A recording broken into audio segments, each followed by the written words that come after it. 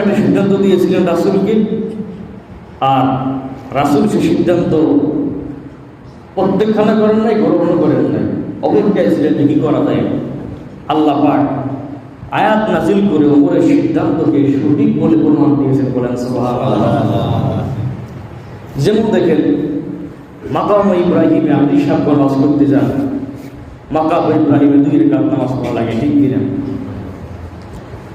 ওমর রাদিয়াল্লাহু আনহু নবী করিম সাল্লাল্লাহু আলাইহি সাথে একসাথে হজ করতেছেন, তাওয়াফ করতেছেন।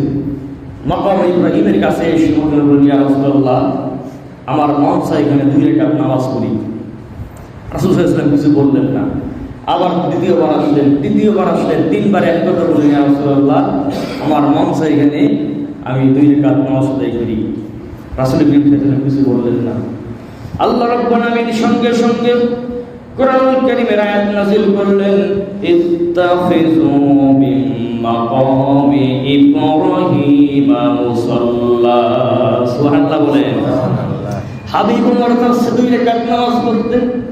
আমি রব্বুল আলামিন ওমরের সঙ্গে একমত হয়ে গেলাম, আপনি 2 রাকাত নামাজ সেখানে আদায় করে নেন।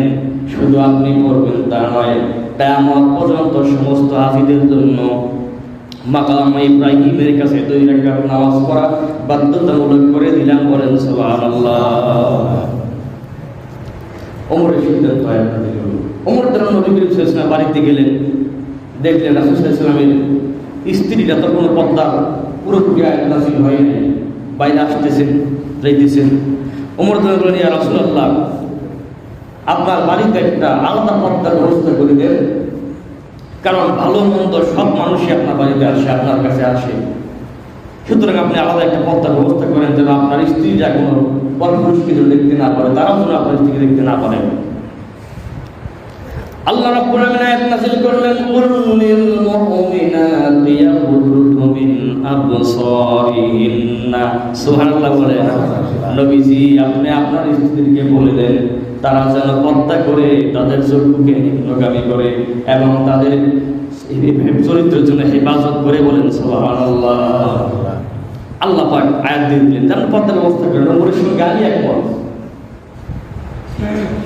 ওমর আরেকদিন নবী করিম সাল্লাল্লাহু আলাইহি ওয়াসাল্লামের বাড়িতে গেলেন, গিয়ে দেখলেন রাসূল করিম সাল্লাল্লাহু আলাইহি ওয়াসাল্লামের কিছু স্ত্রী নবীর সঙ্গে কথা বলতেছেন, কিন্তু তারা নবী তাদের প্রতি বিরক্ত প্রকাশ করতেছেন, তিরস্কার করতেছেন স্ত্রীদের প্রতি, অসন্তুষ্ট হয়েছেন নবী স্ত্রীদের প্রতি।